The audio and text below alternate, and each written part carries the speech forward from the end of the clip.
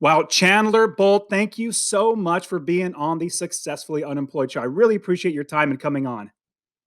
Yeah, Dustin, thanks so much for having me. Great to be here.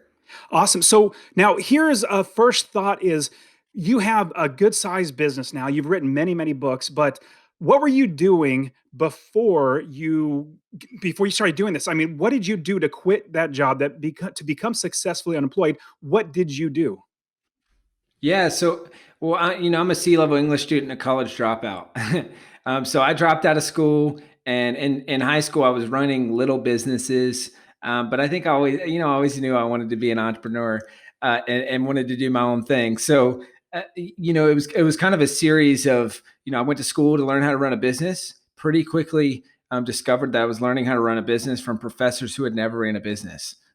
And that didn't make too much sense to me, so I decided to drop out. So I think for me it was less quitting the job I hated, and more dropping out of school and starting my own thing. And so that's kind of how it kicked off. And we started teaching people how to write and publish books through self-publishing school, and then it just started snowballing, and we kind of been off to the races ever since. So did you ever, I mean, you probably have had jobs, but did you ever have like a career or something? Was it just like I stopped college and then started doing my own thing? Yeah, I mean, I definitely had jobs, not many though, which that's ironically is probably one of the more difficult things. It's like the blessing and the curse is like I've never had a traditional job. So I don't, everything that we do at self-publishing school, I've never, in most cases, seen it modeled. So I'm like, okay, how do you do this? How do you, like, I don't know, because I mean, I worked for my dad, which was a construction company. I had worked at a fitness and racket center doing tennis court maintenance essentially in high school. And then I ran a landscape and lawn care pressure washing business. I ran an exterior house painting business in college, so painting houses, and then dropped out and started self-publishing school. So, I mean, maybe the house painting business, because it was kind of a franchisee type thing. It was an internship through a company called Student Painters. So just an Heard of it. unbelievable experience. But that was probably the closest that I had to a job per se, even though I was running my own sort of franchise as an intern there. But that was probably the closest to it. Got it. Now, what's great is my dad was a contractor, and through high school in the summer, I'd be on the blistering hot slabs, framing houses, be on the roof, putting roofs Yeah. on and doing all that stuff. And it sounds like you're very entrepreneurial, obviously starting new things and starting new things. I remember I started literally many different companies, and for me, what really stuck was real estate and rental properties. I just love rental Yeah. properties; they're fantastic. Now, as you were jumping into, not necessarily thing after thing, but you're trying to figure out what works. And when you Hmm. figured out how to write your first book, it did it because it seems like because you wrote your first book and then eventually, and I might have the timelines a little off, but eventually you started the SPS or the self-publishing school. So you wrote your book, started the school up. What was the timeline? And then what made you want to start SPS? Yeah, great question. So, for me, writing a book was I learned some things that I felt like other people wanted to know, and I feel like that's where it starts for a lot of people who write books. Is hey, I have this message that I need to share, or I feel like I want or need to share, and that just so happens that the mechanism is a book. But me, probably like most people, I was terrified of the mechanism. I believed in the message. I was terrified about the mechanism. It's like, okay, well, I suck at writing. I don't enjoy it, and I'm a C-level English student and college dropout. Like, how am I going to write a book? And so, going through that process, got the book done. But then the thing to answer your question is, how did that lead to self-publishing school? Is I dropped out. I'm starting this other business. It's just failing, and meanwhile, everyone keeps asking me about how I'm writing and publishing books. So it's like one of those things where somebody can only smack you in the face so many times before you turn around and look, and then you turn around and look, and then you realize that there's all these people that want to pay you for that thing. And I think that's a good lesson for people who want to start a business, or maybe who are trying to figure out where to go in the business that you already have, is what are people already asking you about and or trying to pay you money for? See, I was so focused on this other thing that was like just failing, and meanwhile there was a line of people when I turned around that wanted this thing. And it started out, I'd get on the phone with them for an hour, teach them everything I knew for free, just to be a nice person and say, hey, hope this helps. Like, good luck on your book. But then finally, after doing enough of those calls, you start to realize, wait, hold up, I should start charging for this. Right. And I so then we started our first cohort, which, Marcy, who I know has been on the podcast, I'm pretty sure she was one of our first students in that first cohort of students. And I think we had like 44 students. And then that just snowballed into, now we've helped thousands of people write and publish books and use books to grow their business. That's fantastic. Yeah, Chandler, that's very similar to me. So I was buying property after property. I actually got laid off and then figured out got another job and was blessed to get a job so I can then start realizing what my passion was real estate. So I bought property after property and I was literally about to quit my job, maybe about a year out from quitting my job. And I started telling people, and there's two questions people always ask. Number one, how are you quitting your job? Like basically, how are you going to provide for yourself and your family? So I told them investing in real estate. The second question was always, can you show me how to do that? And I was like, after so many times, just like you said, and I think everybody listening to this, if you have people asking you, how did you do it? Realize that they could potentially, or more people could potentially be talking to you and paying you to do the exact same thing that you taught them. And so I was teaching people one-on-one, hour after hour, just one-on-one. I realized it was taking so much time to do this and I loved doing it. So those two things matched up. So I started my own, Yeah. coaching business. Now I want to jump into, because I have master passive income, which is my real estate, my basically only about rental properties, teaching people, coaching, courses, all that sort of stuff. And I'm looking at SPS as like, man, that's a brilliant company, not just in the making money. I make my money through real estate. What I love about SPS is you are helping so many people get to where they want to be, which is writing a book. And so with Master Passive Income, exact same thing I'm trying to do is get people to where I am so that they're buying properties. They're literally making $250 from every single property they buy perpetually, like continually forever. And so I'm trying to think, how can I reach more people? How can I help more people? So tell me, how do we first start a business like SPS where you're teaching people how to write books, but now the perspective, instead of you writing books, now you're helping people to write books. Where do we get started doing that? Yeah, that's a great question. It's something I'm super passionate about because for us, books are the starting point, but then it's about what you do. Like a book is, we say it's like a book is this key that opens up this door to Narnia, right? It's this magical land that you didn't know existed. And there's all this stuff beyond that. So that's when we start, like we have a PR and speaking for authors program. We have course building for authors program. So so this is very similar to what your question is like, how do you turn a book into a course? So we talk about this all the time. And one of the things that I think is super important, number one is sell then build. So because until you have your first sales, you don't have a business, you have a business idea. So one of the biggest mistakes I see people make is they spend years or months or however long creating this whole thing that people don't want. And then they try to sell it because they didn't actually talk to customers in that whole process. And they're like, yeah, I don't want that. This is exactly what happened to me. I wrote and published this book called The Productive Person. It was super successful. That was my first book. And then I'm like, okay, cool. We're going to create a productivity course. But then we did all this work, created this whole course, and then realized no one wants this. And our messaging was totally off. So we spent, probably 10 or 15 grand developing this course. And to this day, I don't think it's sold one copy. And so that's how to not do it. And then self-publishing school, which we started, it was originally called Best-Selling Book System. That was we pre-sold 44 students, and then it was a live delivery over 12 weeks. Excuse me. And so we asked them exactly what they needed or wanted, and then created exactly that thing. So that's my recommendation is first get sales, and sales bring revenue. Revenue is the gasoline and your car. So it's so that you can drive the economic engine, which is the business. So first is getting sales and then iterating from there.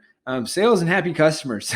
That's like pretty much the only two things that matters for your business.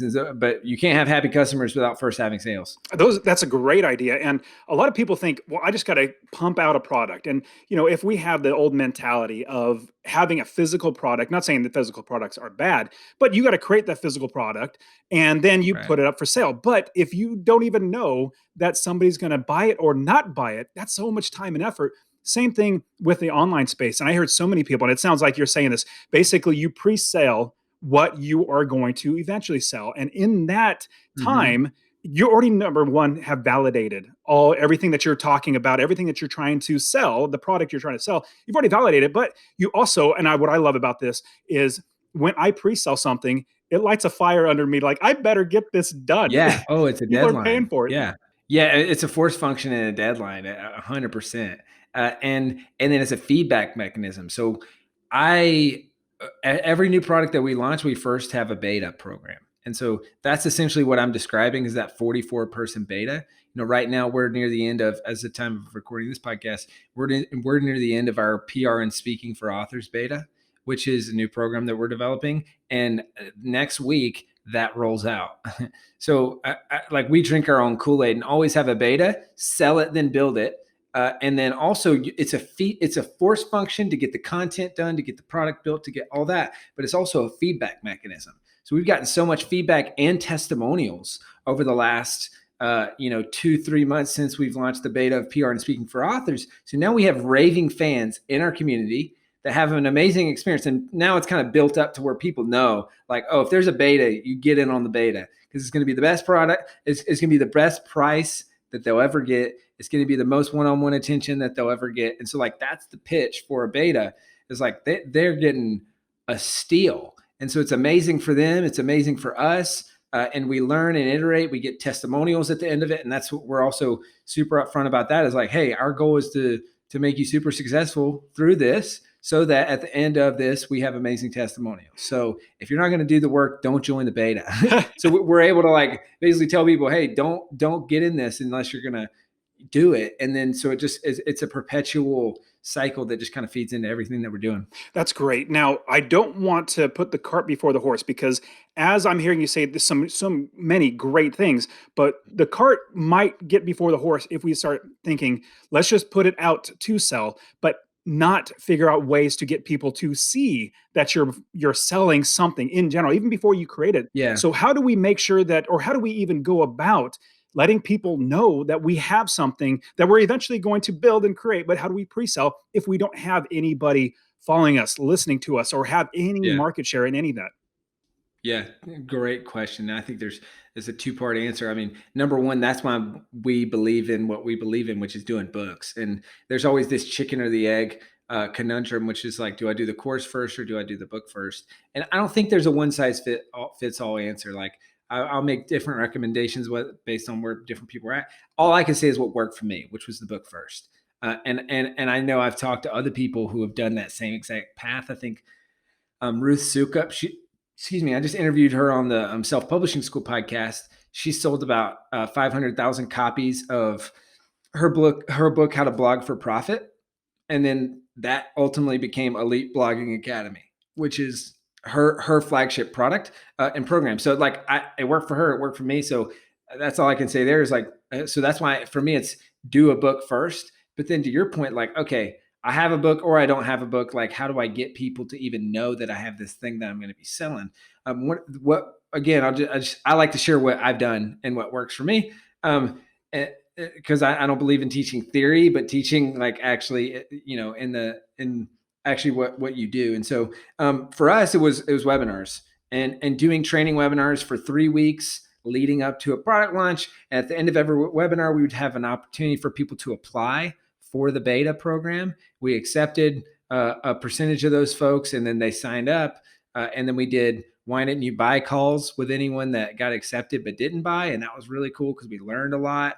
And also a decent amount of those folks ended up signing up. So that's what we did. But then the question is like, okay, well, how do you get people to show up for the webinar? I was thinking the same thing. Yeah. So like for us, it's twofold. If you're building an audience from the book, I mean, that's a really powerful thing. But then a lot of it's just guerrilla marketing. And so, I mean, it was messaging every single Facebook friend and saying, hey, I'm hosting this webinar next week. Do you know anyone that might want to write a book? Share this link with them. Because I'm asking for the share, not asking for them to come. Because obviously, if they're interested, they're going to register and come. But by asking for the share, they share it and that amplifies the reach. And we also had a couple strategic partners. So there were a couple of people that I just built relationships with that I said, hey, if you'll send your audience to this webinar, I'll give you an affiliate commission. And like full transparency, I don't know if this is going to work, but what I do know is that if your people show up to a webinar, you're going to look good because I'm going to knock their socks off. So worst case scenario, you don't make much money off of this, but your audience gets an amazing training that's going to help them with their book. So like that's the worst case scenario. And so because I'd built those personal relationships, I had a couple people very fortunate that they took a chance on me and sent some folks to the first couple of webinars, and that's how we got our first traction. And then you make your students really successful, because then you come back and you're like, hey, check it out. Remember those people you sent me? Well, they're doing really great. And so now I can go to other affiliates or to them and get more people to show up. So it's a lot of guerrilla marketing, and that's kind of how we do it. Yeah, and the guerrilla marketing. So for me, I'm not a huge self promoter. In fact, I don't like being a self promoter. But to help me get out of that mentality of thinking I'm just promoting myself, what I switched instead of, because I was always being me centered, like thinking about me and what I'm going to get out of it. If I change, and so for everybody listening, if you're not a big self promoter, there are people who are great salesmen, great self promoters. They can actually do that. I wasn't. So what I did was instead of thinking about myself, people coming and buying into me, realizing that how much I can help other people, and turning it around and say, if I don't share this with somebody, they're going to probably miss out. Maybe because I was investing in real estate and rental property, showing people how to do that. They're potentially going to, if they want to, buy the wrong property, not make money, lose money, and be very devastated and not want to own property again. I want to help them and save them from going through that. And so you put it on as, I'm going to, as much as I can, help and serve people. And that's one big reason why I wanted to bring you on, Chandler, is because I've heard many, many people say that you just want to help. You just want to serve. You just want to be there to help people get what they want, which is fantastic. And so that's something that exactly I would completely and wholeheartedly agree. As we are doing guerrilla marketing, just getting people to that webinar, because that's the hard part. Getting people to the webinar, doing the webinar is a whole nother ball of wax we don't need to get into. So from there, once we have a little bit of a snowball rolling, we have people in the webinar. We've already proven that people actually want it. We're building it out to get to even better. Let's say now we fast forward just a little bit to where we have a course. We are literally selling courses. People are finding our site, maybe they through Google, or we start a podcast, and people are starting to come to us. What do we then, now that we have a course, do we just stop there, or should we look at coaching? Because I like a mutual friend of ours, Marcy. She's fantastic. She's been on the show. She's a coach with you and SPS. Like, what should we do once the course? Is there a next step, or is it jump right into coaching? Yeah, it's a great question. So, and with everything, like one of the first questions that I encourage people to ask is like, Stephen Covey, begin with the end in mind. So it's like, where are you going, and what does success look like for you? So that's the first thing we ask people when we're working with them on their book. That's the first thing we ask people when we're working with them on their course. That's the first thing we ask people when we're working with them on getting PR and speaking. Like, okay, is the goal to get clients? Is the goal to sell books? Is the goal something else? So like, begin with the end in mind. But then once you have that, it's it's optimizing towards that. And so to answer your question, like, should we go coaching? Should we not? So I'm super passionate about two things here, which is when we say course, for us, it almost always means course plus coaching. So that's like I've got this webinar that I do on how to start and launch a course. And when, like, one of the first things I do is like, what do you think of when you think course? And I like flash Udemy on the screen. And it's like, no, not that. Like, it's an online education program. And it's done together. So just like Marcy is an incredible coach on the self-publishing school team. So, she works with a lot of our children's book authors, a lot of our memoir authors, a lot of our faith-based authors. But we believe that the course, yes, is the lion's share of the curriculum. And then the coaches are there to support and hold accountable. And so we try to provide all these different, so we have one-on-one coaching calls, we have group coaching calls, we have the community aspect, we have kind of a Rolodex of outsourcers is what we call it. So these are like cover designers, formatters, editors. And so we've negotiated exclusive rates with all those folks. So now all of a sudden our goal is to, help someone save about what they pay us just in that. Right. So it's just like, so because really at the end of the day, whether it's a course, whether it's coaching, whether it's anything, it exists to help people solve a problem. And people don't care about how you get there. In fact, they prefer the least amount of things as possible. to get there. It's like the least amount of work, the least amount of time they got to spend, all that. So I think when people think about selling something, they think about like, how can I stack on? All right, you're going to get 30 calls. You're going to get this course. You're going to get this. It's like nobody cares about the features. They just want the benefits of the results. And so that's what we design that in a way to try and maximize student results. Because just what we found is oftentimes course by itself, I mean, it doesn't work because, people are going into the course and then they're bouncing and then they're never coming back. And there's not that human interaction. Not that it doesn't work, but it's just not as high of a result rate as everything else. And then I think what's important is going back a little bit to what you were just saying a second ago is like, because I'm sure there's a lot of people that both on the marketing and the sales side are like, ugh, like that sounds icky and something I don't want to do. And I am super passionate about this is that, and because I was in the same boat, like I didn't like sales, I didn't like marketing. And then I woke up one day and all my bank accounts were negative. I dropped out of school. I was about to fail at dropping out of school, which in my mind at the time was like the biggest failure I could think of. And I remember talking to some of my mentors. They're like, Chandler, you need to learn the skill set of sales and marketing. And I don't care if you don't like it, you got to learn it because your business is struggling because you don't have paying customers. And you know how to get paying customers, you got to learn sales and marketing. And no one is going to be as passionate about your business as you are. And so this is what we talk about this all the time, whether it's selling books, selling courses, anything. Is like, it doesn't matter if you don't like it, you got to learn it because you can't outsource the sales and the marketing. At a certain point, yes, you can hire people to do it, but it's very hard to hire people for a job that you don't know how to do. And it's also very hard to get to the point where you can hire people if you don't have money, aka gasoline that's in your car. Remember, like kind of going back to that analogy of an economic engine. And without sales, you don't have a business, you have a business idea.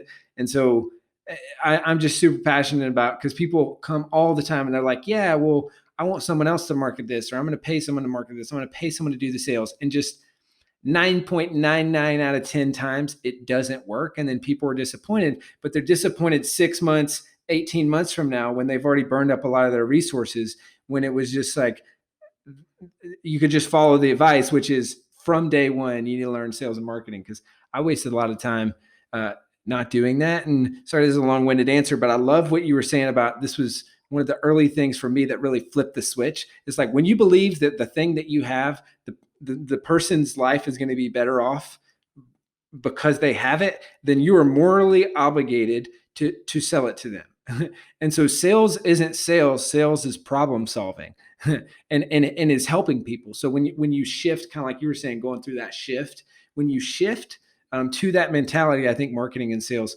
becomes a whole lot easier. I completely agree. I love everything that you just said. And if you wrap all that up together with let's say if you're writing a book and you're creating a course, and I love the idea of course and coaching go together. Wrap that up with promoting to help other people, not just what I can get out of it. The last thing I want to do is create a course just to make money. I make my money through real estate. So all this stuff is just how many more people I can help. And so if somebody, and I think not criteria, the statistics are like maybe like 15 or 20% that buy into a course actually finish it, which is sad. I want people to finish my course. And also, if you tack on coaching or group coaching or question and answer times or something like that, it helps them stay engaged, because it's so easy for somebody to get in there, see so much stuff that you got to do and be like, oh man, I'm overwhelmed. And another thing that you talked about was being able to promote yourself. And for everybody listening, it was quite a while ago, I think it was like in 2016, I got into SBS, and because I wrote this book, if everybody watching behind me, that's my book right behind. That's the very, very first book that I wrote. I wrote it all myself. And then I was talking to our friend Marcy, and she said, hey, you should really check out self-publishing school, because they're really good at promoting books or showing you how to promote books. And I took the course and I was like, oh, this is great stuff. And I literally implemented X, Y, and Z, and it got to bestseller, which was great. And so now I have 4 books now, which is a lot of fun, because people say, oh, you got books? This is great. It shows you as an authority. Now let's move on a little bit more to, okay, we have the course. We're starting to do coaching. Now, how do we scale from the point where we have people coming in, they're seeing our stuff, more people are buying. now we need to start hiring people? Or is there a step in between there? Or do we start hiring people and putting people in place to do things that we don't have time to do? What's the next step from course and coaching, Yeah. now growing it bigger? Great question. I think it all goes down to kind of what we touched on just briefly earlier, which is like there are only two things that you should be doing in your business: getting new customers and making customers happier. And if it doesn't, so it's like kind of we were talking about, what does a business need? It needs sales and happy customers. So all your efforts in the beginning should be focused on optimizing those two buckets. How do we get more customers, and how do we make our customers happier? Or in our case, it's get better results for our customers. So it's like those are the two things that you should be focused on, and then that drives the economic engine for your car. And then at some point, the economic engine is going to get big enough to where you can afford to hire someone. And so, but up until that point, I mean, you should be ruthlessly focusing on those two buckets. And if it doesn't drive revenue or drive results, it's just not that important. And so it's like really focusing on that, really focusing on that, really focusing on that. And then as you start to scale, that's when the systems, operations, like all that not so fun stuff, or what most people feel like is not that fun. I've learned to really love it. But that's when that comes in. So I've got a podcast and a YouTube channel. It's called the 7-Figure Principles Podcast and the 7-Figure Principles Show. I record a bunch of different videos. There's one on the A-player hiring process that'll be relevant here. And that's the hiring process. So that's how you hire your first employee. But that's when all those things come in. And then specific to hiring your first employee, it really is, I think, like either someone in customer service or an assistant. For most people, that's the best first hire, because then it's going to clear a ton off of your plate. Because you got to look at what are the things that I either don't like doing or that are taking up most of my time, and how can I create systems and bring in a person to do that. So for us, we hired one of our students, was our very first employee, and he at that time is like that. We had kind of scaled into each student got one 30-minute coaching call with me, and then they worked with their coach. And this guy he's awesome. He used his 30-minute coaching call to talk all about like, hey, what is it? What are you guys struggling with from a business perspective, and how can I help? And about a month later, we hired him. Because it's like you don't even know, you don't know how to hire, you don't know how to do any of this, and we just got really, really lucky. And so we gave him a login to Zendesk, which was our customer support platform at the time. And we said, hey, we've never used this. We just started using it. We were running this huge summit at the time. So there was like 25,000 people registered. So we were just getting all kinds of customer support. That it just started happening. And so we're like, here's a login. We've never used it. There's 1,000 tickets in there. Get to work. Wow. So like the ultimate is definitely a crash course in how to not set someone up for success, but he figured it out. I mean, and he still works with me today, and is actually one of my right-hand people on the team and on the leadership team and everything. But so for me, it was a customer support person first, and then I waited way too long to hire an assistant. But I would probably go, for most people, 2 birds, 1 stone. So I would say half of their role is being an assistant to you, and half of their role is in customer support. Because then there's so many lower level tasks that are happening in your business that person can take from you, and then you can continue to level up what you're spending your time on. Yeah. So if you're thinking about hiring somebody like that, so I've started hiring some people here and there, and I'm really frugal. So it's really hard for me to hire people. But funny, with my rental properties, I literally have everybody do all the work. I have 30 plus properties. And so I only work 30 minutes a month just by looking at the statements, making sure money's coming in, and then put it away, because I have other people doing the work. So I absolutely know that my business gets better when I hire other people and have other people do the work. Now, I love the idea of, or that you said, to hire an assistant or a customer service. Now, I'm doing both right now in my business. So for Master Passive Income, I have courses, I have coaching, I even have a membership, people paying me monthly to be inside there. So they get a little price disc or a huge discount on the courses, because they're paying monthly, leasing it, as opposed to purchasing outright. I brought on a student, just like you. I brought on a student who has been with me for like 10 years has already quit their job because they've invested and bought properties. Like, you know what? I need you. I can't coach everybody anymore. So I'm pulling myself back. Now, that thinking of now hiring an assistant is kind of a little bit like I have too much control. Not say, maybe I want to control too much and I need to release that. How do we, as business owners, release that and say, you know what? I should not control this. Instead of being a control freak, how do we then let it go? Oh yeah, that's a great question. I'm totally the same way. So I'll say this. I mean, there's two things to evaluate. So I think most people, they balk at the cost of an assistant or the cost of an employee, and they don't consider the cost of not having one, which is your time.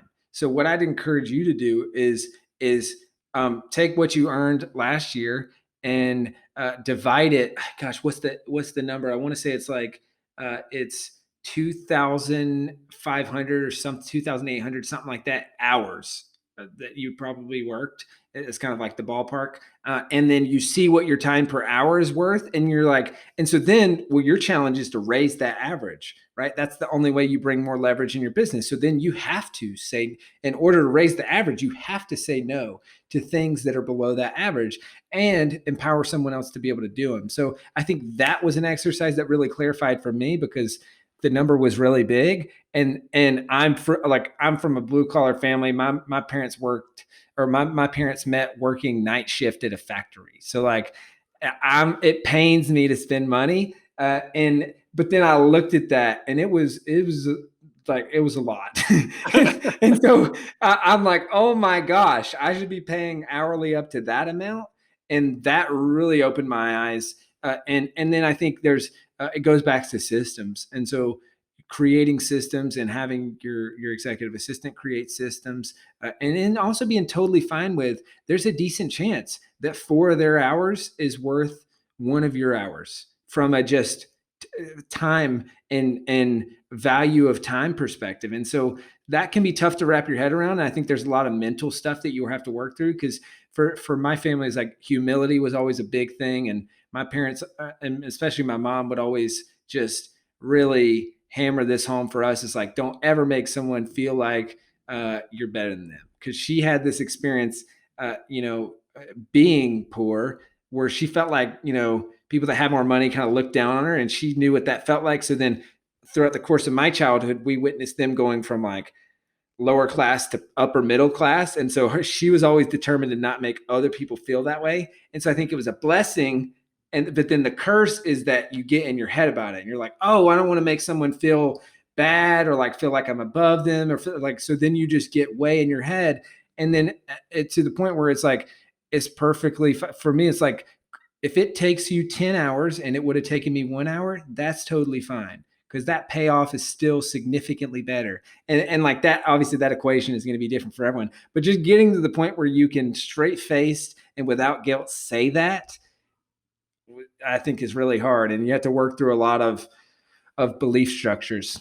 And you don't overlook, or you should not overlook the fact that you're providing somebody with a job. It's providing somebody Oh, to be able to, 100%. yeah, to be able to pay for food for their family. It's so, if we can Yes. help more people, it's that much better. And the things that you hate to do, there are always a line of people that love to do those things. So I think the trap we fall into is like, wow, why would anyone want to do this? But there's some people who love it. Like that's their dream job. And so you're casting you're projecting your belief system on someone else just because you don't like doing it, which is preventing you from not doing it, which would be amazing. And it's also preventing them from having their dream job. And so I think when you reframe it that way, it becomes a whole lot easier to both hire that person and delegate those things to them. I love that. One quick example is I hate editing articles. I hate editing anything. Once I write it, I want to move on. And I hate it, but I didn't realize that there were people that loved it. So anyways, I found out somebody that edits all the articles now, and she loves it. She absolutely loves it. And she's like, this is the best job. So yeah, absolutely. We don't want to put our limiting beliefs on other people's or our negative biases or anything like that. Okay. So before we jump into the rapid fire round, last question I want to ask is that the key to scaling the business to becoming a $16 million business? Is there anything else that we should do to start scaling the business other than hiring people to start taking over and making systems grow? Yeah, great question. I mean, I think it comes down to three things, which is really what the Seven Figure Principles podcast and the show and all that. That's just like a fun side project for me, and I love helping people with this stuff. But I think it really comes down to, and most of the things, it it really comes down to rhythms, systems, and KPIs. So there's meeting, well, and then above all of that is really great people. And so, but the rhythm, systems, and KPIs help both attract those great people and develop those great people. And so, KPI stands for key performance indicators. And then the rhythms are like meeting rhythms. And then the systems is the playbook that I was talking about. I'm totally sure in your podcast and everything that you have on the seven figures, I'm sure that has all that stuff in there. So we'll definitely link to all that Yeah, stuff. Now let's cool. get into the rapid fire round. So the really easy questions, you should nail these down. Obviously, you're a writer. So the first question I wanted to start with: what is your number one book that we should read, business or otherwise, but nonfiction that we should read? And so I'll ask a follow up question because I always like to contextualize book recommendations. What's one thing, and I'll just say for you personally, Dustin, what's one area that you want to grow? I would have to say how I could Sorry, I'm serve more putting you on the people. spot. Yeah, no, but right now it's Okay. really how I can serve more people. Serve more people. So I would say The Go Giver. And it's a really great book for that. And it's actually about to be our next company book club. Very cool. Okay, the Go Giver. Awesome. Now, if you were to give advice, and you've given us so much great insights now, but if somebody other than getting started, because that's usually everybody's, we need to get started. What is some advice that you would give to somebody that wants to start doing the coaching and the courses and create something like an SPS? What's a big advice that we should take? Yeah, sell then build, which I know I already mentioned this earlier, but it's just so fundamental and so important. And so many people mess it up. Don't work on the logo, don't work on the incorporation, don't work on any of those things until you have your first sales. You don't have a business, you have a business idea. I love that idea. That's great. Okay, so if you were going to go back and give your younger self any bit of advice, maybe before you're quitting or anything like that, business or life or anything, what would that advice be? Oh man, it would be. Gosh, there's so many things that I would say, but it would really revolve around trust yourself and be confident in your decisions, and don't let anybody else tell you how to do what you want to do. Like, because I think I fell into the trap too often of like, oh, I can't do that thing, or like I need to do it this way because everyone else is doing it. But you feel like you have this internal conviction of like, but no, I feel like I want to do this, or I feel like I should do it, run businesses this way. And yeah, not many other people are doing that, but I feel like this is the way to do it. And so it'd really be to just trust those personal convictions and act on them. That's great. That's great. All right, Chandler, giving us so much great insights. I know some people are going to want to reach out to you, and I definitely think the SPS school is fantastic. How can somebody reach you? How can they know more about you? And if they want to write a book, join SPS. Yeah. So selfpublishingschool.com or selfpublishing.com. Those are two of our main properties that we have. We've got a bunch of helpful resources. So there's free training on the site. You can go to self-publishingschool.com/free. You can also get a free copy of my book published, which is like a good starting point for a lot of people. That's on the site. We've got a book outline template generator. It's literally like press a couple buttons. It'll spit out a 25-page Google Doc that you can just clone and then start working on your book right in that Google Doc. So there's a lot of different resources, but if you go to self-publishingschool.com and there's a how to write a book blog post, which is kind of like our main thing, and then you'll find the outline template generator, copy of my book published, free training, all that kind of in one place there. Awesome. Chandler, thank you so much for being on the Successfully Unemployed show. I really appreciate your time. Dustin, thanks for having me. All right, man. You take care.